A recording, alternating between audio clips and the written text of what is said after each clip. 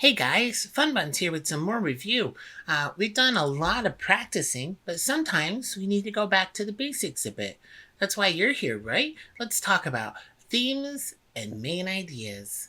The main idea and the theme are usually very similar to each other, so it's easy to mix them up. The main idea is going to be specific to its text. We used a story about a race I ran, and the main idea was that, well, I ran a race. And I had to prepare for the race, and then I had the race day, and I ran the race. And the main idea is the topic of a story or text like that. I ran a race. That was the main idea. That was a fun day. Yeah, it really was. I made some friends that day. Well, so the main idea is always specific to what you're reading. The main idea of my race day is not going to be the main idea in a story about going fishing, right? You can't move a main idea from one story to another or from one text to another. The main idea only works for its own story. Now, the main idea of Washington's farewell address is probably going to be his farewell. He says goodbye to the people as he decides to retire. He makes some good points. He has some other big ideas in there too, right? Like don't make permanent alliances with other countries and don't make political parties. Those are also big ideas.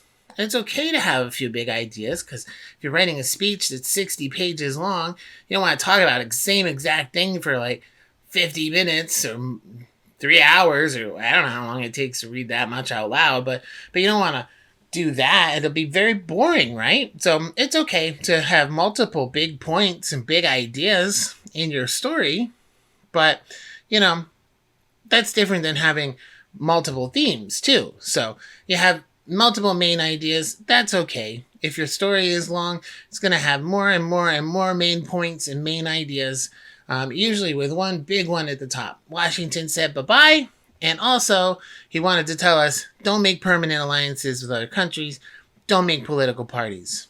But none of those is really the theme of the farewell address. The theme of the farewell address, let's call it patriotism. Doing what's right for America, keeping the country safe for the long term, making it a better place. Now, the theme is a lesson behind the text. The theme can be taken out from the text and used in your life or in other texts.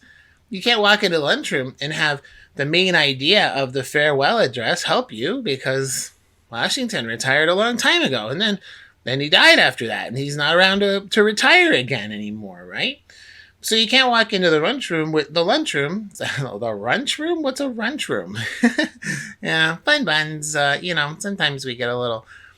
Yeah, we throw some extra letters in there, but you can't walk into the lunchroom and have the main idea of the farewell address help you out.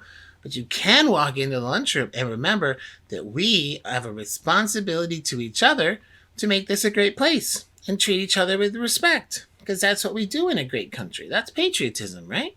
That's the theme. We can take that out of his farewell address and use it right now. Or back with my race day story, it doesn't help you when you're walking down the halls to remember that I went running in a race, right? That's not going to apply to your day. That's not going to help you. The main idea of the story is just the main idea for my day and for my story just then. It's not going to help you in the hallway, but the theme of my story is how important it is to help other people. And that might be needed in the hallway, right? Look, someone dropped their books. Let's give them a hand. Oh, let's cheer someone up by being nice to them. That's a helpful thing. The theme goes with us wherever we go.